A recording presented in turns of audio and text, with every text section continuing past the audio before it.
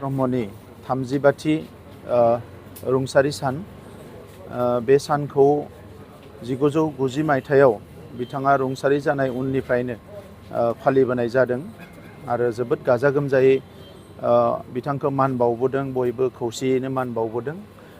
देग्लाय बोसोराव बिथांनि जि रुंसारि सान बेखौ क'क्राझाराव, बरागारियाव आरो दतमायाव थुलुंगापुरियाव खुंनायजों लोगोसे सारा आसाम नाङैनो आरो आसामनि बाहेरावबो बेंगलावबो आरो लोगोसे गोदान दिल्लीयाव खुंनाय जादों।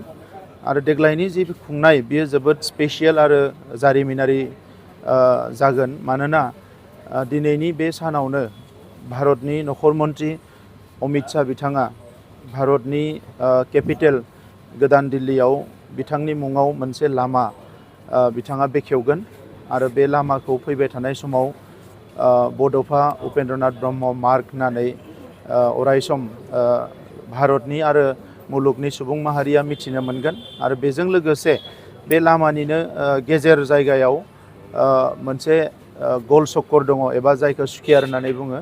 बेवहाय बिथांनि मोनसे मुसुखा गायसननाय जागोन, 9 फुट गोजौ मोनसे मुसुखा बेवहाय गायसननाय जागोन आरो बेखौबो बिथाङा दिनै बेखेवगोन।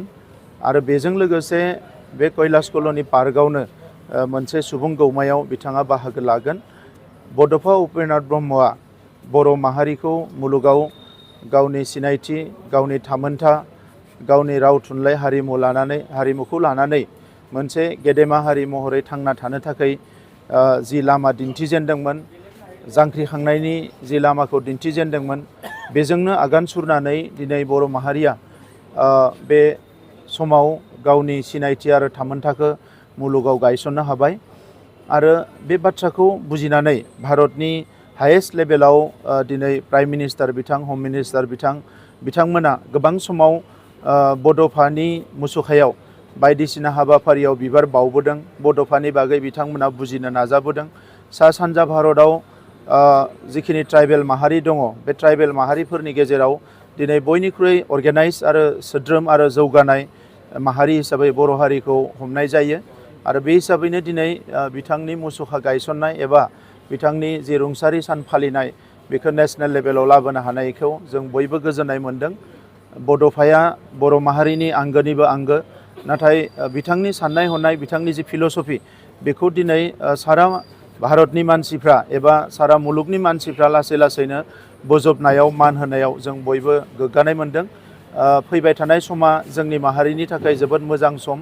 बेवहाय जोंनि जाखांबोनाय लाइमोनफोरखौ आं खावलायगोन, बड'फानि जि सान्थौ आरो सानस्रि बेखौ बयबो बजबनानै लानांगो, हारिनि थाखाय बयबो खामानि मावनांगो। आरो गोब्राब नाजायोब्ला, हारिनि थाखाय बयबो खामानि मावोब्ला, हारिनि फारसे जि नेशनेलिज्म स्पिरिटखौ बयबो लाखियोब्ला बे हारिया मुलुगाव मालाबाबो थैनाय नङा। दा दिनैनि सानाव आङो बयबो बर' फिसाफोरखौ रोजा रोजा साबायखर बावदों, जोंखौ बयबो थुलुंगा होनायनि थाखाय।